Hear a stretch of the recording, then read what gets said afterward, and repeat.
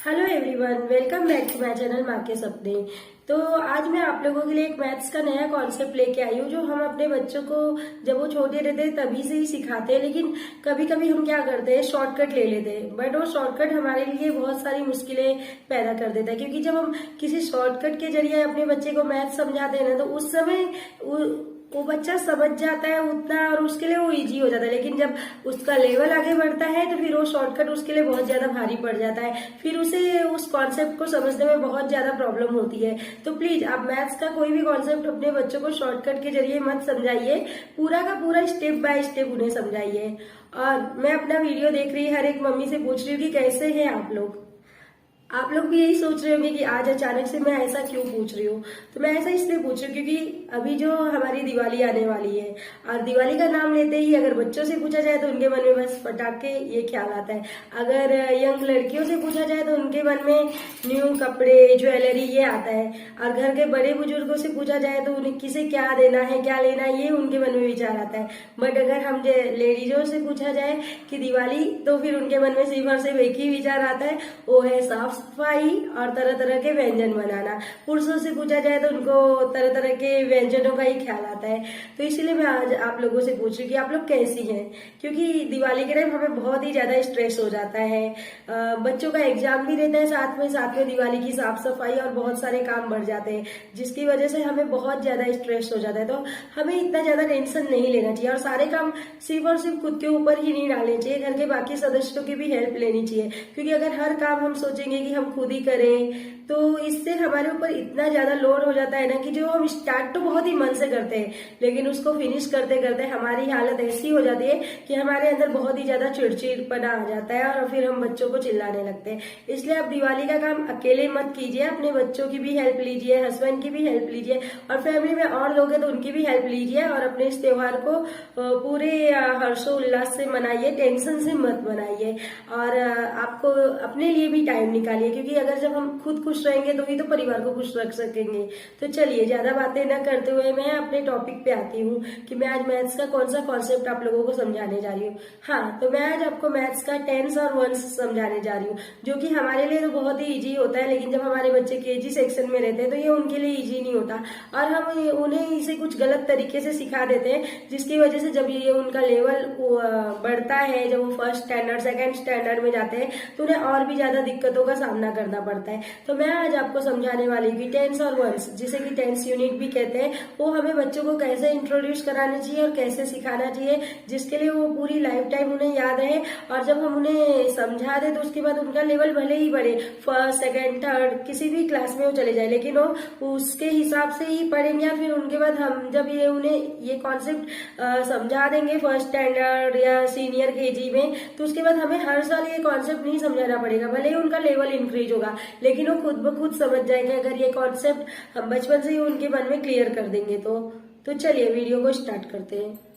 तो जैसा कि हम बच्चों को जब टेंस और यूनिट समझाते हैं तो हम क्या करते हैं, जैसे कि कोई भी नंबर है 42, 64, तो इसका टेंस और यूनिट हम करने के लिए क्या करते हैं, बच्चों को शॉर्टकट बता देते हैं कि बच्चा जो आपके लेफ्ट हैंड साइड में वो टेंस है और जो राइट हैंड साइड में यूनिट है, ये उस समय के लिए तो उनको बहुत ही ज्यादा ईजी हो जाता है। जैसे कि यहाँ पे 64 में 6 लेफ्ट साइड है और 4 राइट साइड है, तो उस समय के लिए तो उनको बहुत ज्यादा इजी हो जाता है कि टेंस क्या है, यूनिट क्या है, वो अच्छे से पहचान लेते हैं और फटाफट लिख देते हैं। लेकिन जब उनका लेवल बढ़ता है, उनको उसका प्लेस वैल्यू भी लिखना पड़ता है, एक्सपेंडेड फॉर्म भी करना रहता है, उस समय उन्हें बहुत ज्यादा प्रॉब्लम होती है। क्योंकि उन्हें तो सिर्फ यही पता होता है कि जो लेफ्ट हैंड साइड है वो टेंस है, जो राइट हैंड साइड है वो यूनिट है, लेकिन उसका वैल्यू उन्हें बिल्कुल भी पता नहीं चलता। तो मैं आप लोगों को यही कहूंगी, आप जब भी बच्चों को ये कॉन्सेप्ट स्टार्ट कर रहे हैं तो आप ये शॉर्टकट बिल्कुल मत लीजिए कि लेफ्ट हैंड साइड टेंस है और राइट हैंड साइड यूनिट है। आप बच्चों को किसी भी, मैंने आपको हमेशा कहा, आप जब छोटे बच्चों को कोई भी मैथ्स का कॉन्सेप्ट स्टार्ट करें समझाना,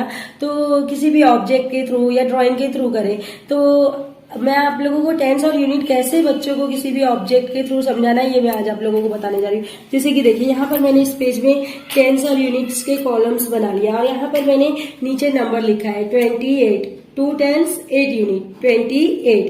तो यहाँ पर अगर हम बच्चों को ऑब्जेक्ट के जरिए समझाएंगे कि टेंस क्या होता है, यूनिट क्या होता है, तो बच्चों को हमें कुछ भी दे देना है। जो हमारे घर में जैसे पल्सेस है, बीट्स है, कुछ भी दे देना है। तो बच्चों को हमें बोलना है यहाँ पे 28 में कितना टेंस है, बच्चा बोलेगा 2 टेंस है। तो 2 टेंस के लिए हमें क्या करना पड़ेगा, 10 के 2 बंडल या फिर ग्रुप, आप कुछ भी कह सकते हैं, ऐसा हमें बनाना पड़ेगा। जैसे कि यहाँ पर मैंने थोड़े से सिंगदाने लिए हैं। अब इसका मैं 28 कैसे बच्चा करेगा ये मैं आपको बताती हूँ। जैसे कि बच्चे ने यहाँ पे लिया तो 4 6 8 10। तो यहाँ पर बच्चे ने जैसे कि सिंगदाने के थ्रू लिया तो यहाँ पर बच्चा पहले 2 टेंस बनाएगा। 2 टेंस बनाने के लिए उसे क्या करना पड़ेगा, 1 10 में 10 सिंगदाने।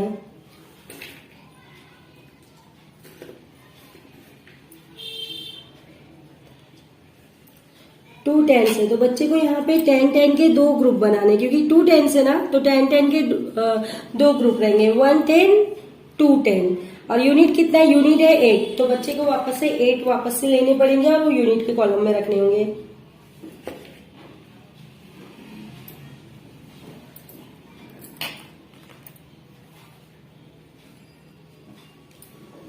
One 2 3 4 5 6 7 and 8। तो इस तरह से हमें बच्चे को समझाना है कि 28 अगर नंबर है तो उसमें 2 टेंस होगा, 8 यूनिट्स होगा। 2 10 यानी 10 के 2 ग्रुप होने चाहिए, ये नहीं कि एक ही ग्रुप, 10 के 2 ग्रुप होने चाहिए। 1 10 यानी 10, तो 2 10 यानी 20 होते हैं। तो 10 के जब बच्चा 2 ग्रुप रखेगा तो उसे समझ जाएगा कि 28 में 2 का प्लेस वैल्यू है 20।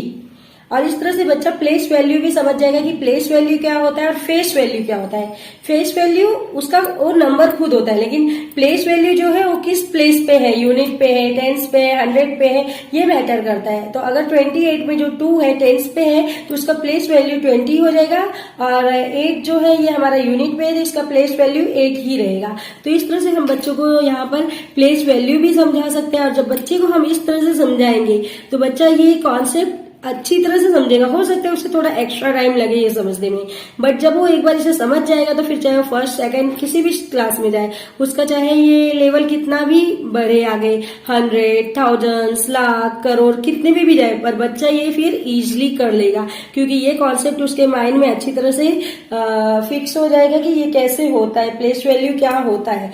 उसी तरह से यहाँ पे जैसे कि मैंने 16 लिखा है तो हम बच्चे को कुछ भी दे सकते हैं, जैसे कि कुछ भी बिंदिया भी दे सकते हैं, या हमारे घर में जो भी सामान है हम उसी के जरिए इसे करा सकते हैं। बच्चे को कुछ भी सामान, दाल अनाज जो भी है, राजमा, कुछ भी दे सकते हैं और बच्चों को ये करा सकते हैं। अब जैसे यहाँ पे 1 10 है तो यहाँ पे 16 है, 16 में 1 10 है, 1 टेंस की जगह पे है, तो यहाँ पे 1 10 होगा और 6 यूनिट। तो फिर यहाँ पे हम 10 का एक ग्रुप रखेंगे, उसके बाद 6 अलग से रखेंगे।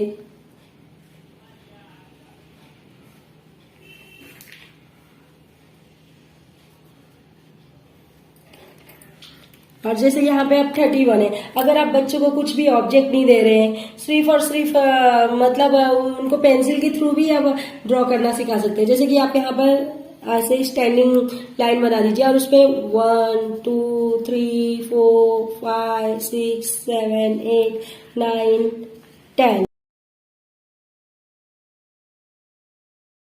1 2 3 4 5 6 7 8 9 10, 1 2 3 4 5 6 7 8 9 10। यहाँ पे 31 है तो हमें 10 के 3 ग्रुप बनाए और 1 अलग से। उसी तरह यहाँ पे जैसे 43 है तो हम यहाँ पे जैसे कि बच्चे को अगर हमें बुक में कराना है तो बुक में तो हम ये ऑब्जेक्ट्स तो रख नहीं सकते, तो बुक में हम पेंसिल के जरिए ही कराते हैं। तो इस तरह से जैसे यहाँ पे 43 है तो 4 टेंस एंड 3 यूनिट्स रहेगा। तो हम सबसे पहले क्या करेंगे, 4 स्ट्रिंग में से ड्रॉ कर लेंगे और अब इसमें हम ऐसे बीट्स बना देंगे 10 10 का, 1 2 3 4 5 6 7 8 9 10।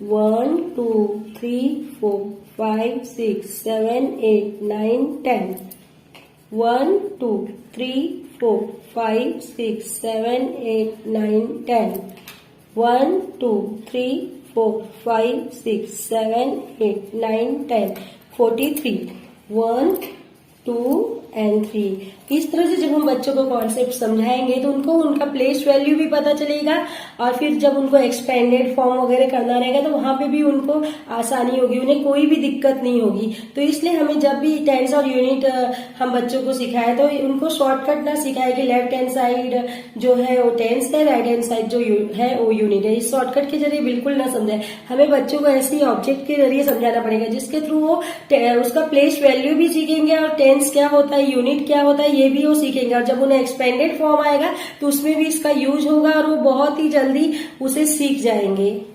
तो देखा आपने कि हमें बच्चों को टेंस और यूनिट किस तरह से समझाना चाहिए। अगर हम उन्हें शॉर्टकट के जरिए समझा देते हैं केजी सेक्शन में, जैसे कि जो हमारे लेफ्ट हैंड साइड है वो टेंस है और जो राइट हैंड साइड है वो यूनिट है, इस तरह से हम उन्हें समझा देते हैं और ये समझाया उन्हें बहुत ही ज्यादा इजी लगता है। उन्हें ऐसा लगता है लेफ्ट हैंड साइड में टेंस है और राइट हैंड साइड में यूनिट है, तो जब उन्हें टेंस यूनिट लिखने आता है तो वो तो इजिली लिख देते हैं। लेकिन हाँ, ये उस समय के लिए तो ठीक है, उस समय तो वो कर लेते हैं शॉर्टकट के जरिए, लेकिन जब उनका लेवल बड़ा होता है, जब वो प्राइमरी सेक्शन में आते हैं, जब उन्हें उनका प्लेस वैल्यू लिखना रहता है, एक्सपेंडेड फॉर्म लिखना रहता है, तो उस समय उन्हें बहुत ही ज्यादा दिक्कत हो जाती है कि हम कैसे उसका प्लेस वैल्यू लिखे, कैसे एक्सपेंडेड फॉर्म लिखे। लेकिन अगर आप अपने बच्चों को टेंस और यूनिट स्टेप बाय स्टेप समझाएंगे, उन्हें समझाएंगे कि टेंस क्या होता है, तो जब वो इस कॉन्सेप्ट को एक बार समझ जाएंगे, फिर उनका चाहे लेवल कितना भी आगे जाए, लेकिन वो कभी भी उनको प्रॉब्लम नहीं आएगी कि यूनिट का क्या है, टेंस का क्या है, 100 का क्या है, प्लेस वैल्यू क्या है,